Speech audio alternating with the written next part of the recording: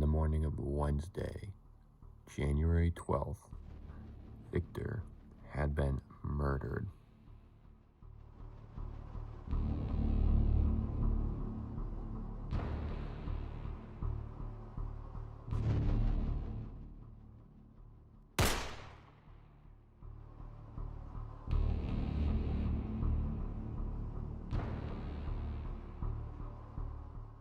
Forensic scientists and investigators have found key evidence to pinpoint the killer.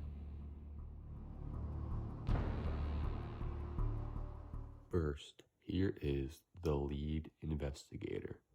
Arriving at the scene, I used proper evidence collection techniques. Multiple pieces of evidence have been scattered. It seemed as if the potential suspect had shot the victim, seeing that the shell casing was close after killing the person. I had identified it as Glock 29 ammo. We confirmed that this did kill the victim, seeing that it was in line with Victor, the victim. We also found a phone that was sticking out the victim's pocket.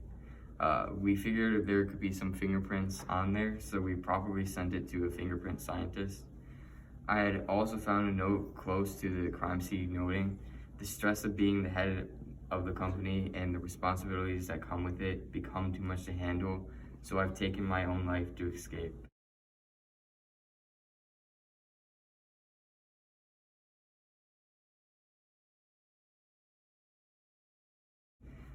In which I sent that to a local writing analyst.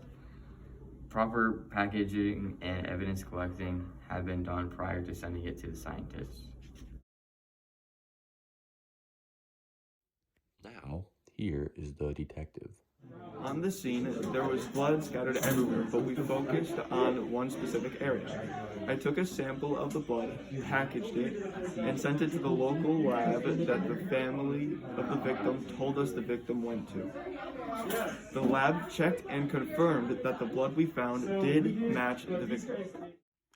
And for further investigation, here is the fingerprint scientist. I was called to the scene as it was reported that there were multiple fingerprints left at the scene. It was brought to my attention that there are fingerprints in blood as well as fingerprints on the victim's phone screen, which was sent to me later for further investigation by lead investigator John.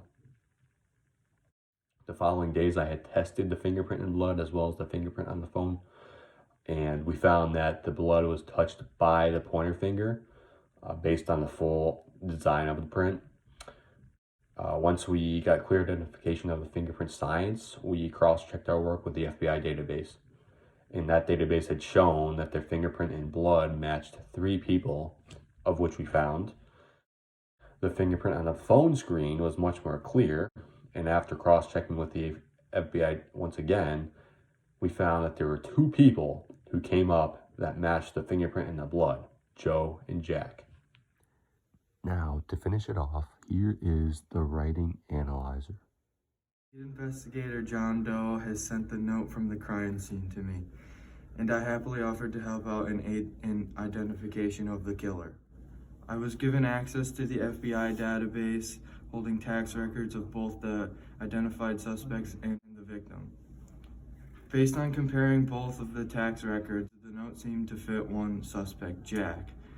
Seeing that there were identical designs to the letters when they were written, the other suspects did not match that on the note. Thanks to the multiple forensic investigators assisting in this case, the murderer has been found. Investigators worked together to eventually bring the suspect pool of 2 to 1. All thanks to the finishing touch the writing analyzer had done.